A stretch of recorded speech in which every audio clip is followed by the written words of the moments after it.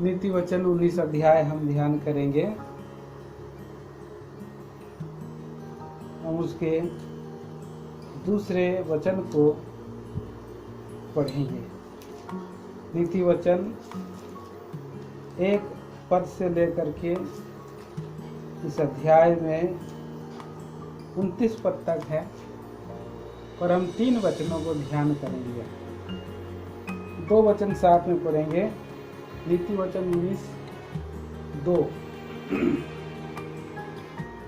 मनुष्य का ज्ञान रहित रहना अच्छा नहीं, और जो उतावली से दौड़ता है वह चूक जाता है। प्रभु इस पढ़े हुए भाग के द्वारा बातें करें। प्रियो, यहाँ पर हम देखते हैं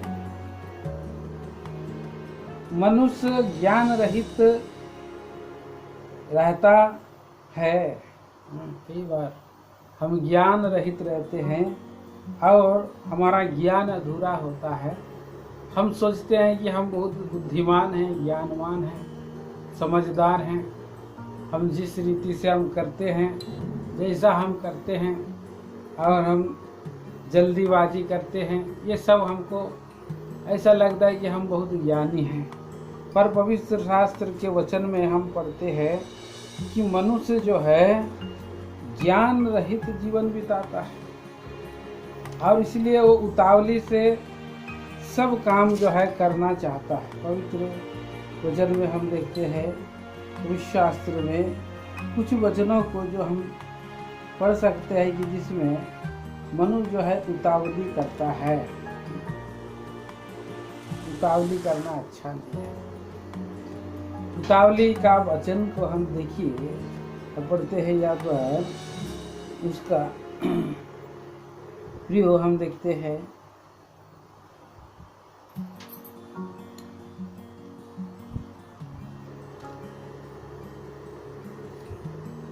और उतावली का जो जीवन है वो खतरनाक जीवन है। हम कामों में उतावली करते हैं, बातों में उतावली करते हैं हमारे, और उतावली करना मतलब अपना ज्ञान बुद्धि लगाना, अपनी तरीके से हम अपने काम को करना।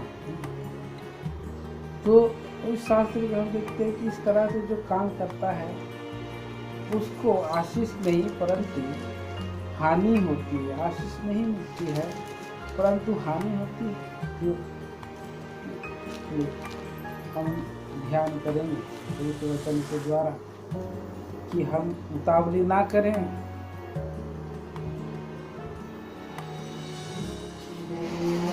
नीति वचन का उसका 21 अध्याय का 5 वचन में हम पढ़ते हैं कि वहाँ पर लिखा है, नीति वचन की किताब 21 का 5 में मैं पढ़ देता हूँ आपके लिए। काम काजी की कल्पना से केवल लाभ होता है, पर उतावली करने वाले को केवल घटी होती है। जो उतावली से काम करता है उसको केवल घटी होती है। ऐसा इस संसार में वो सब लोग उतावली से और कहीं भी नौकरी करते हैं, बाद में दूसरे जगह में करते हैं, नौकरी छोड़ देते हैं, फिर दूसरा काम करते हैं। उतावली से कोई भी चीज़ एक्सेप्ट कर लेते हैं, उतावली से कोई भी बातों को कह देते हैं, उतावली से कहा गया बात में भी जो है हम दोषी ठहरते हैं। प्रभु का वचन में हम पढ़ते हैं कि उतावला का जीवन, जो नीति वचन की किताब और उसका 29 अध्याय और 20 वचन में पढ़िए। नीति वचन 29 का 20।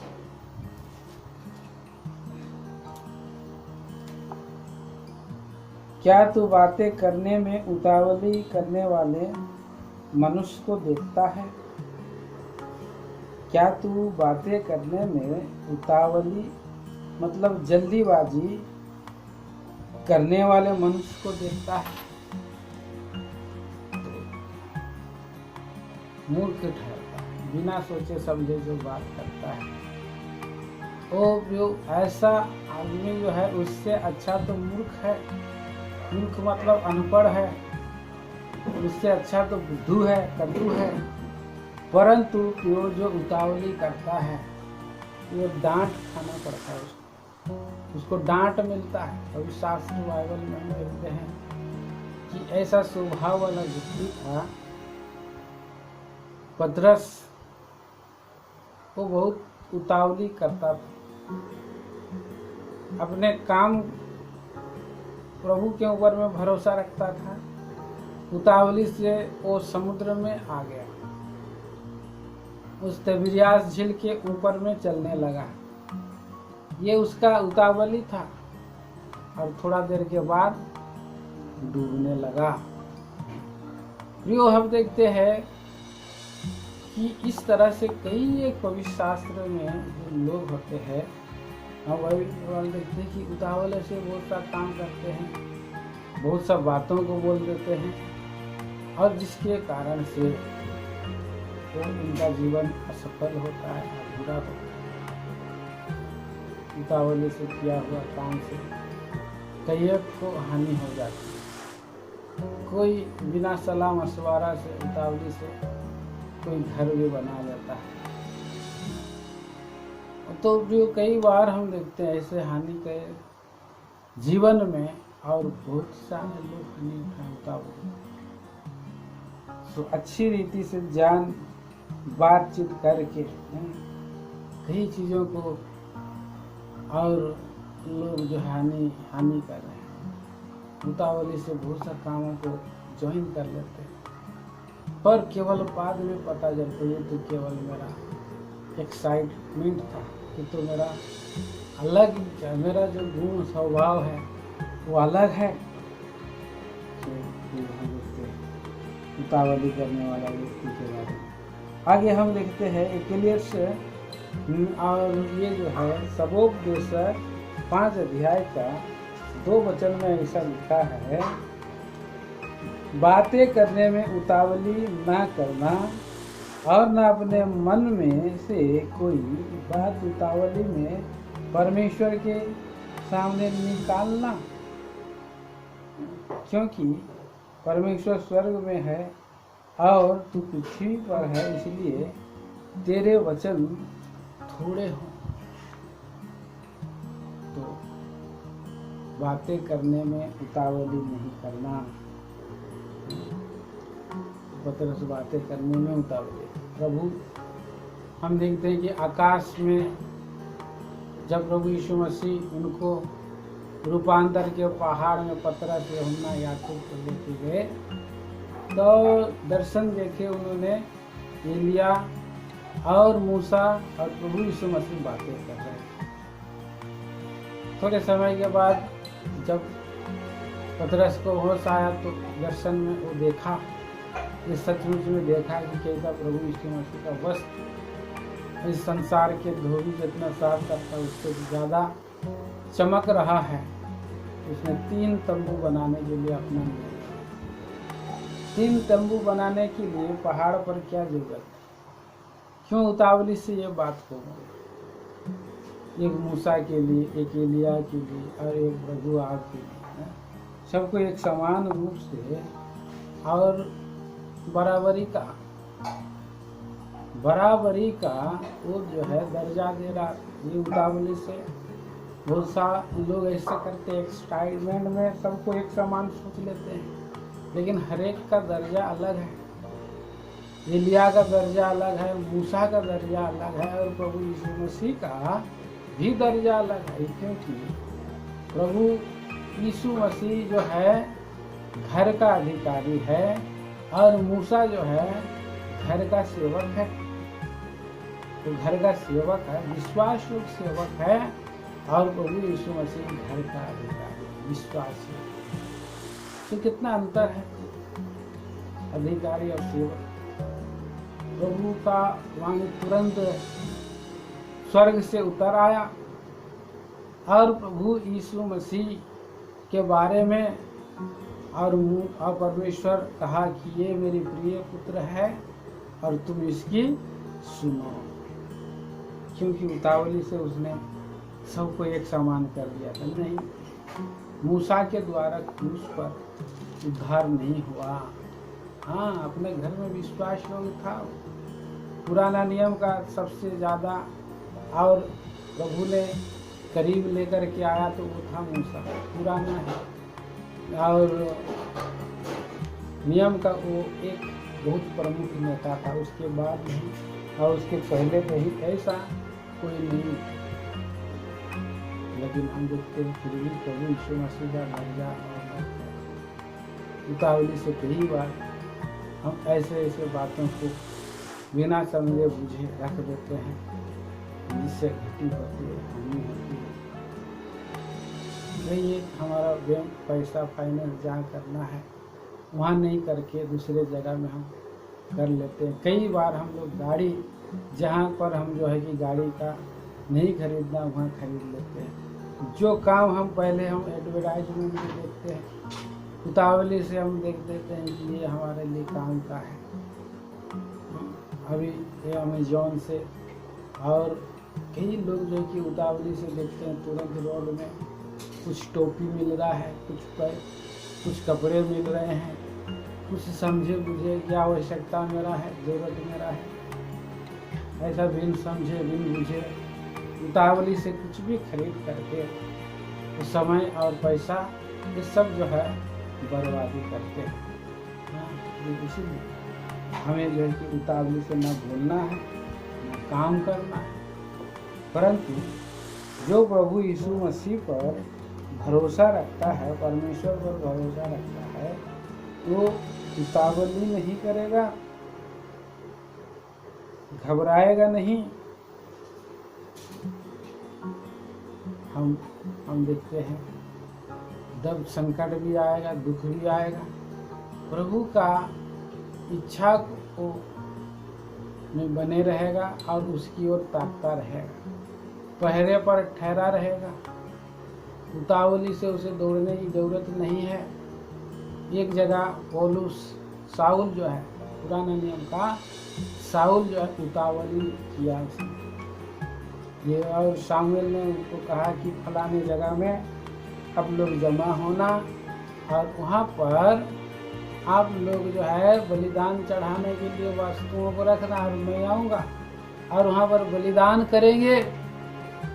ऐसा उसने जब साउल को कहा और भीड़ से भीड़ लोग विरोध में खड़े होते चले जा रहे थे फिलिस्तीनियों का सैनिक आक्रमण करने के लिए, परंतु पहले जो है और सामुएल ला करके उस जगह में बलिदान चढ़ाना था। ऐसे समय आ गया कि बहुत सा जो साउल के पछवाले थे किनारे होने लगे थे फिलिस्तीनियों की बड़ी संख्या को देख करके, और इस समय उन्होंने घबराया और उतावली करके उसने साउल ने जो है और बलिदान चढ़ाया। ये एक पतन का सबसे बड़ा कारण बना। इससे परमेश्वर और दाऊद जो है और साउल जो है योनातान वो दुखी नाराज हो गया। तो एक ड्यू टाइम हो रहता है हर चीज़ का, और उसको हम कई बार सोचते हैं कि मैं आज ही पेड़ लगाऊंगा और कल मैं खाऊंगा। ऐसे कैसे हो सकता है? एक पपीता का पेड़ भी उसको जब बीज बोया जाता है तो कम से कम उसको फल फलने में 6 से 8 महीना लगता है। कल नहीं खा सकते हो। बहुत सारे लोग जो है उलट पुलट तरीके से पेपर का लोग जो है खाना बना रहे, प्लास्टिक का चावल बना रहे, डुप्लीकेट काम कर रहे, क्योंकि ये उतावली मनुष्य के जीवन में और खाने पीने की वस्तुओं के विषय में बहुत सारे लोग उतावली। और उसमें जो है देखते हैं परमेश्वर का समय तक रुके नहीं रहने के कारण एली का जो दोनों बच्चे थे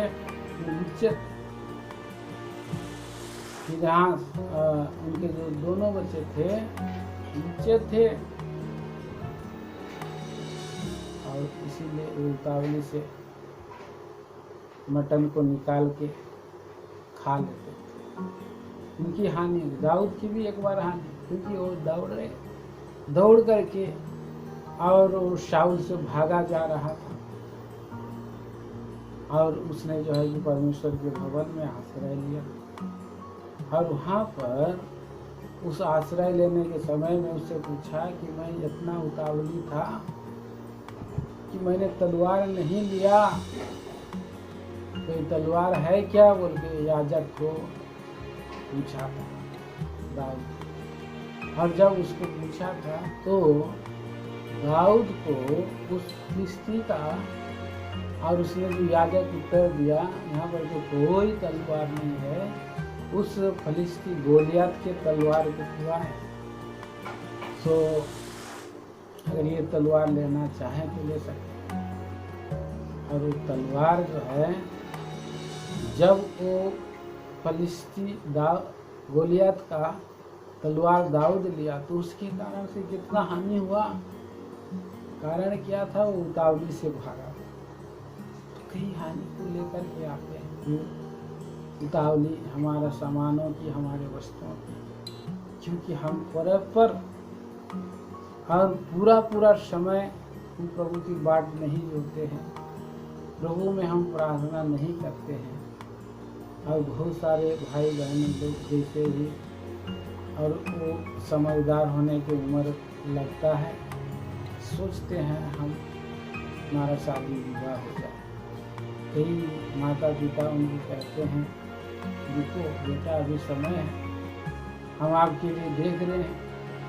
और वो सारे उतावली करते हैं और अपने पसंद का किसी के ऊपर में अट्रैक्शन हो जा करके ऊपरी स्वभाव स्वरूप सुंदरता से रीझ करके कितने जवान और फिसल जाते हैं, जवानी में हानि हो जाता है, उतावली करते हैं। और सैमसन भी ऐसे ही उतावली किया, उसे लगा कि मैं जवान हो चुका हूँ, मेरे लिए एक सुंदर कुंवारी स्त्री जो है मैं उससे विवाह करूँगा। और उसकी नज़र जो है कि फलस्तीन स्त्री पर पड़ी और उनके माता पिता को बड़ी ही उतावली से कहने लगा कि मैं इसको पसंद करता हूँ, मुझे शादी करा दे, मुझे इसी से करा दे शादी। उनके माता पिता लोग बोले, बेटा क्या इस्राएल में और इससे भी अच्छी स्त्रियां हैं कि नहीं? नहीं, मुझे यही अच्छी लगती है। उतावली था और ये उतावली कुछ ही दिनों का था। हम देखते हैं ऐसा उतावली मनुष्य के जीवन में हर बातों में हानि हो जाता है। एक वचन हम पढ़ते हैं यशायाह की किताब 28 अध्याय और उसके 16 वचन में हम पढ़ते हैं। वहाँ लिखा है,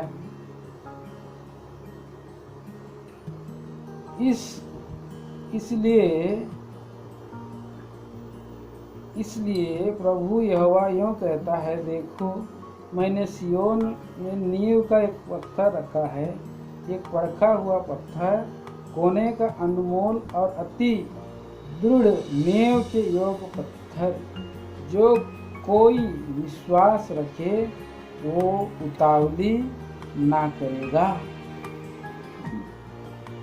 जो कोई विश्वास करे प्रभु यीशु मसीह पर, दृढ़ देव है, चट्टान है, वो कोने का पत्थर है जो स्थिर और दृढ़ और मजबूत है, हमारा आत्मिक घर और हर वस्तुओं का, और उसके ऊपर भी हम बोझ रख सकते हैं।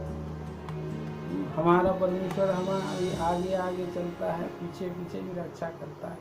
इसीलिए तुम्हें उतावली से दौड़ना और भागना नहीं पड़ेगा, बोलता है प्रभु का वचन। वो हमारा आगे आगे अगुवाई करता है और पीछे पीछे रखता चला भी जाता है। इसलिए ये यशायाह उसका 52 अध्याय 12 में लिखा है, तुमको उतावली से निकालना नहीं और न भागते हुए चलना पड़ेगा, क्योंकि यहोवा तुम्हारे आगे आगे अगुवाई करता हुआ चलेगा और इस्राएल का परमेश्वर तुम्हारे पीछे भी रक्षा करता चलेगा। इसलिए उतावली न करें और बातों को प्रभु के चरणों के पास बोल जाए। दूसरा विचार हम ध्यान करेंगे नीति वचन की किताब 19 अध्याय और उसका हम 17 वचन हम ध्यान करेंगे। आइए हम उसको पढ़ते हैं। जो कंगाल पर अनुग्रह करता वह यहोवा को उद्धार देता है और वह अपने इस काम का प्रतिफल पाएगा।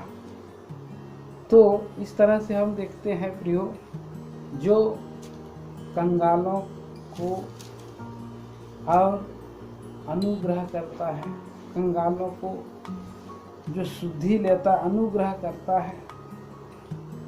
कितना सुंदर ये जो है एक स्वभाव है, गुण स्वभाव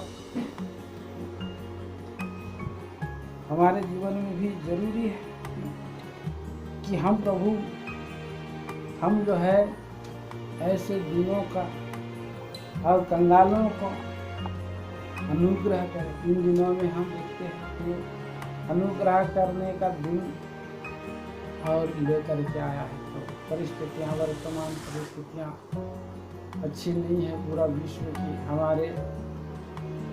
हमारे शहर की, हमारे जिस बस्ती में हम रहते हैं वहाँ की, और भी जो है बद से बदतर होते चली जा रही है। और लोग आजकल इस दुनिया में काइंड लोग नहीं हैं, दयालु लोग नहीं हैं, अनुग्रहकारी लोग नहीं हैं। विशेष करके जिन लोगों पर अनुग्रह करना है उन लोगों पर अनुग्रह करना चाहिए। जिन दरिद्र लोगों पर शुद्धि लेना चाहिए उनको अनुग्रह करना चाहिए। आज हम देख रहे हैं कि अनुग्रह प्रभु यीशु मसीह ने हम पर अनुग्रह किया। प्रभु यीशु मसीह अगर हम पर अनुग्रह नहीं करता, हम पर कृपा नहीं करता, हमें अनुग्रह नहीं करता तो हम नाश हो जाते। हमने अनुग्रह पाया है और इसीलिए वो हमको प्रियो अनुग्रह दिया है और हम भी अनुग्राही बने, काइंड बने, दयालु बने। प्रभु का वचन में हम देखते हैं कि तुम अनुग्रह करो बोलता है, दयालु करो, दयावंत बनो। पढ़ते हैं इस बात को व्यवस्था विवरण की किताब 15 अध्याय और 7 वचन में। व्यवस्था विवरण की किताब 15 अध्याय है 7 वचन में मैं पढ़ देता हूँ आपको। जो देश तेरा परमेश्वर यहोवा तुझे देता है, उसके किसी फाटक के भीतर यदि तेरे भाइयों में से कोई तेरे पास दरिद्र हो, तो अपने उस दरिद्र भाई के लिए ना तो अपना हृदय कठोर करना और ना अपनी मुट्ठी कड़ी करना। तो ये एक आज्ञा प्रभु ने इस्राएली प्रजा का ऊपर में दिया था। इस्राएली लोगों के लिए, अपनी प्रजा की बड़ी आज्ञा है। हम विश्वासियों के लिए भी यही आज्ञा प्रभु के में हमें पूरी करने के लिए भी जो है ये आज्ञा है कि हम भी इसको जो है हमारे जीवन में लागू करें। भजन संहिता की किताब 41 अध्याय में और उसका पहला वचन में भी हम पढ़ते हैं। हम पढ़ते हैं प्रियो, यहाँ पर लिखा है, यह क्या ही धन्य है वह जो कंगाल की शुद्धि रखता है, विपत्ति के दिन यहोवा उसको बचाए। जो कंगाल को शुद्धि लेता है, रखता है, विपत्ति के दिन में प्रभु उसके धर्म का काम समझ करके उसको बचाए।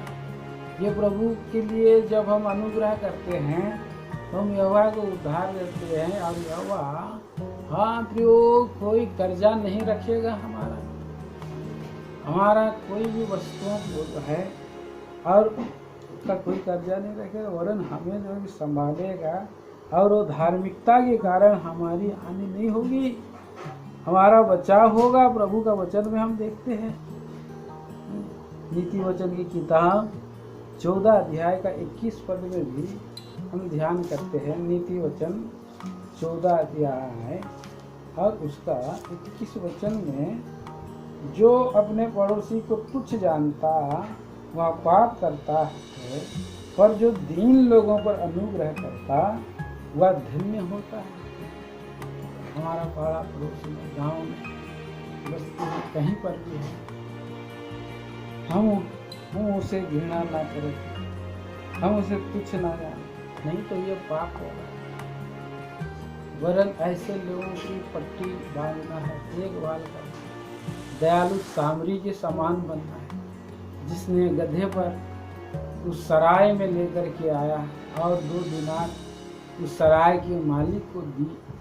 और ये 2 दिनार क्या है, तो नया नियम है, पुराना नियम। उसकी रख रखाव का सारा बोझ, चिंता और पूरा जिम्मा उसने लिया है। इसीलिए हम पर उसको जो है हमारे जीवन में लागू करने की आवश्यकता है। पढ़िए, और उसका नीति वचन की किताब उसके 28 अध्याय का 27 वचन में भी हम पढ़ते हैं। नीति वचन 28 अध्याय और 27 वचन,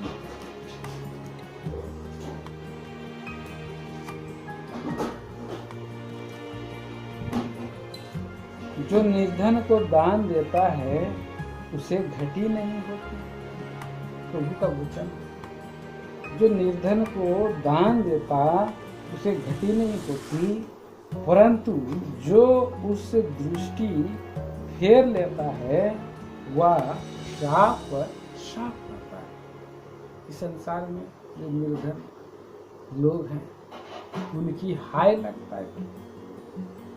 अगर कोई आपके पास आया है, दीन है, दरिद्र है, घटी में है और आपके ऊपर में आधारित है, आपके पास है, वर्तमान में भंडार में भरा हुआ है, और ऐसे समय में आप उसका अगर मुंह फेर लेंगे तो उसकी आह लगेगी। वरन जो उसको धन देगा, निर्धन को अगर देगा तो प्रभु गुप्त भंडार से भरेगा, क्योंकि प्रभु के लिए, प्रभु को कर्जा दे रहा है, प्रभु को उधार दे रहा है। एक व्यक्ति था, जवान व्यक्ति था, और वो दौड़ता हुआ प्रभु यीशु मसीह के पास आया और कहा, हे उत्तम गुरु, अनंत जीवन पाने के लिए मैं क्या करूं? अनंत जीवन पाने के लिए मैं क्या करूं? ऐसा उसने कहा। प्रभु ने उसकी ओर प्रेम भरी दृष्टि में देखा और कहा, पढ़ेंगे मत्ती सुसमाचार 19 अध्याय का 21 वचन।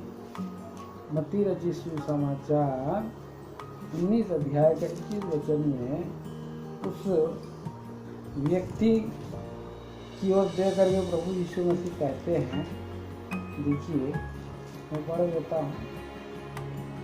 यीशु ने उससे कहा, यदि तू सिद्ध होना चाहता है तो जा अपना माल बेचकर कंगालियों को दे दे और तुझे स्वर्ग में धन मिलेगा, और आकर मेरे पीछे हो ले। तो उस धनी व्यक्ति के पास सब कुछ था, आज्ञाकारी थी, कभी कोई बेविचार नहीं किया, गाली नहीं दिया, झूठ नहीं कहा था, सब कुछ था उसके पास, परंतु धनी भी था। धनी होना ही एक फंदे का कारण बन गया उसके पास, और इसीलिए क्योंकि धन के ऊपर में उसका भरोसा था। हमारा विश्वास घटी हो जाती है जब हमारे पास धन रहता है। विश्वास और प्रेम की झीलम पहनना है हमको। ये झीलम, विश्वास और प्रेम की झीलम जो है, ये जो है झीलम एक कवच है और जिससे हमारी हानि मृत्यु होने से हमको बचा सकते हैं। तो इस व्यक्ति के पास भी जो है विश्वास की घटी थी, पता नहीं मैं धन को अगर दे दूंगा, मेरा जमा पूंजी को दे दूं तो मैं खाऊंगा क्या। प्रभु खिलाता है। जवान सिंहों को घटी होती है, वे भूखे भी रह जाते हैं, परंतु जो प्रभु पर भरोसा रखता है नित्य नया भोज में जाता है, नित्य नया भोज में जाता है। लेकिन पैसा जोड़ने के चक्कर में धनी और धनवान होने के चक्कर में रोज दिन वो रोता रहता है और कष्ट में जाता है, चिंता बढ़ते जाती है।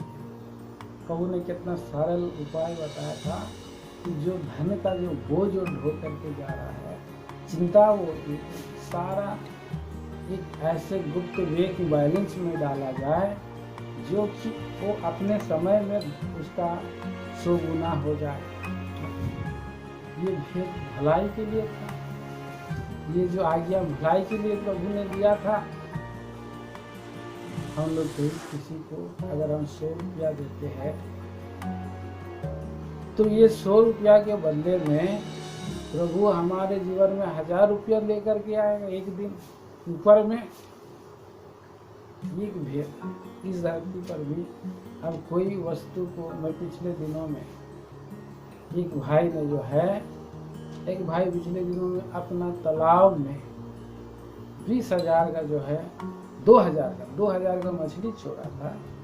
और उस भाई ने कई बार जो है उसको फिर तालाब में मछली मारना चालू किया, उसमें से कई गुना हो गया।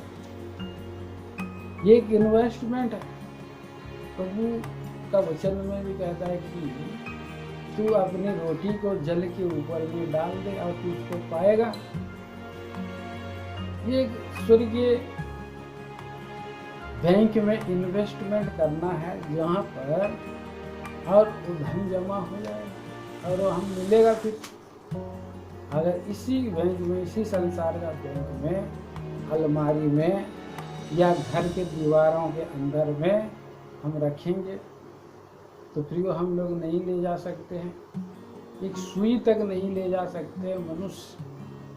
तो इस धरती का जो है बैंक बैलेंस में हो या अपना अलमीरा में हो या और दीवारों में चिपकाए हुए हैं, सभी धन ही रहेगा। ऐसे धनवान लोग को ये सुझाव प्रभु देते हैं कि स्वर्ग में तुम्हें धन मिलेगा।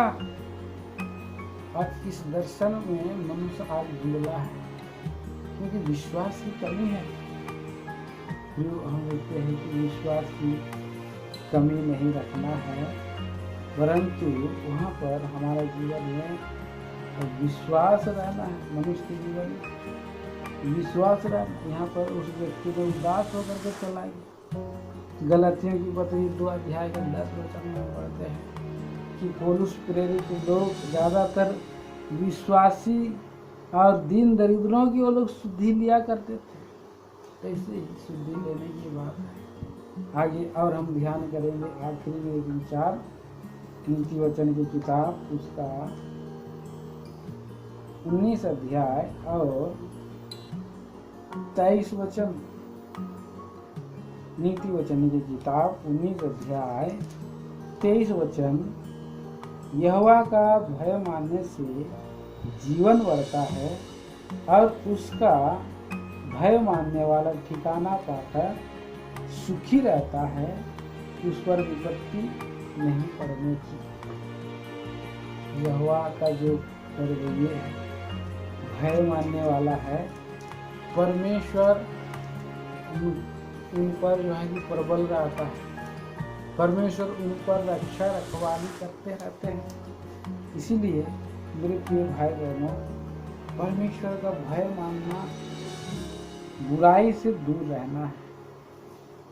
झूठ बोलना, गाली देना, किसी को बारे में कुविचार करना, सोचना, ऐसे सोच से दूर रहना ही जो है हम देखते हैं ये विश्वास ये जो है परमेश्वर का भय मानने का जीवन है।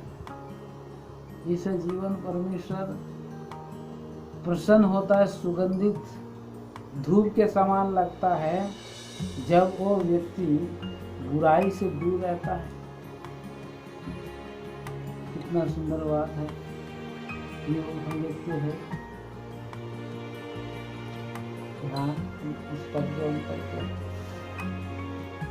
बुराई से हम दूर रहे और भलाई करने में तत्पर रहेंगे तो हमारे अंदर में परमेश्वर का भय है। तो परमेश्वर से डरने वाला व्यक्ति था कुरनेलियुस। कुरनेलियुस जो है सूबेदार था अन्य जाति का, लेकिन परमेश्वर से डरता था, प्रार्थना करता था, दान देता था। हो ना हो इस संसार में एक न एक दिन लड़ाई में या बीमारी में वो मर भी जाता था, परंतु परमेश्वर उसकी आयु को बढ़ाने के लिए पतरस को उसके घर भेजा और पतरस ने उसका सुसमाचार, उसको जो है सुसमाचार सुना। बहुत बड़ी बात कही पतरस ने। हम पढ़ते हैं उस पद के काम उसके 10 अध्याय का 34 वचन से हम पढ़ते हैं। प्रेरितों के काम उसका 10 अध्याय का 34 वचन। तब पतरस ने कहा, अब मुझे निश्चय हुआ कि परमेश्वर किसी का पक्ष नहीं करता, वरन हर जाति में जो उससे डरता, उसका भय मानता, धर्म के काम करता, वह उसे भाता है। परमेश्वर के भय डरमयी को प्रभु जो है रक्षा करता, आयु को बढ़ाता है। कितने सारे प्रभु के डर भय लोगों का आयु को बढ़ाया है। हमारे जीवन के दिनों को और लंबी करने में प्रभु ही सामर्थ्य है। इसलिए हमें प्रभु का भय मानते हुए आगे बढ़ने की आवश्यकता है। आगे बढ़ने की आवश्यकता है। हम प्रभु का भय में रहें, हम उसके रेजिडेंस में रहें, भय में आगे बढ़ते हैं। आइए हम लोग इन विचारों के